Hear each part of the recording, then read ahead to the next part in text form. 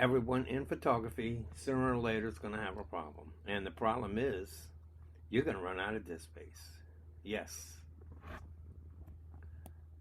No matter what make or model, what brand, whether it be a Mac, Linux, or a Windows machine, it will fill up.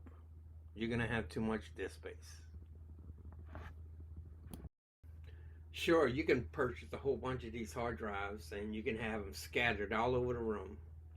But sooner or later, these items are going to fail.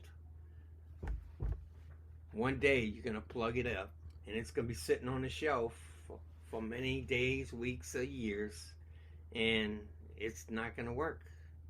And no matter what is on there, you have lost it. What's even more crazier, after you accumulate a whole bunch of hard disks, trying to remember what footage is on what drive and how to retrieve that gets even more crazier. So that was my first option, put my files on a local hard drive and just put it in storage, and after a while I would come back to it to find out that hard disk didn't work anymore because it sat on the shelf and got bumped around a whole bunch of times. So my next option was to create a network drive with a local PC. So I pulled a computer out the attic that sat up there for about 10 years, dropped a bunch of drives in it, and yes, it did work. After about a year, this computer was running. I had 5 local hard drives hooked up to it, and I thought everything was running pretty good. And 2, almost the same time, we had 3 drives fail out of 5. And the reason why they failed? Overheating. Even though I added an extra fan, see, a computer doesn't have great airflow, and that's why it was running so hot. So now I started thinking out the box. What can I do to make a network drive storage device run more efficient and have more disk space? And at the same time, I can add more drives and not limit to just 5 drives or 6 drives. I was pushing it with 5 drives in this case. So this time I take a full tower computer out the attic and said, we're going to strip this puppy down and we're going to really streamline everything.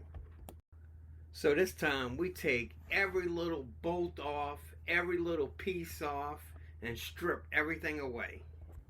So at first I start thinking about the metal work, the chassis, and how we're going to assemble this up with great airflow and to fit a whole bunch of drives as future expandable. So the front of this case is probably like 10, 20 years old. It has no kind of airflow. It's got these goofy covers that covers the drives. It's supposed to make it look good. So I cut all this out and add some screen. Went to the hardware store and added this screen, and it's going to have it great airflow now and it's no kind of restriction.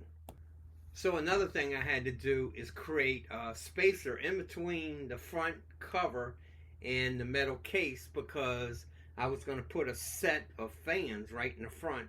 That way it's going to blow air right across the drives, which is going to work perfectly.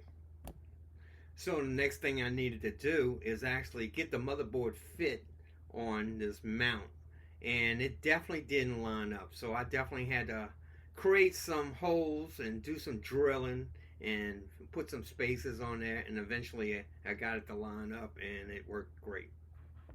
So the next part of the assembly was actually getting the motherboard to fit in there and put the power supply and start dropping the drives in there and cable management and trying to make it look good. So now I'm pretty happy on the way it's laying out. I have plenty space in between the drives for a lot of airflow to come through, and I have plenty space to add more drives for the future. So I'm pretty happy at this time. At this stage of the build, it's pretty much almost finished. We have everything's installed and ready to go. It's actually looking good. It's looking clean. I know it's going to definitely run 100% cooler and more efficient. This entire build was done on my backyard patio because all the metal shavings and the cutting and the drilling, and it just made a comfortable atmosphere outside. Just enjoy the outdoors. So it was very enjoyable. We brought it all inside and hooked up the cables and cranked this puppy up. We're running Unraid server. With Unraid, if you lose a drive, you're not going to lose any data. You know, you just pop another drive in there and just update the system and everything's fine.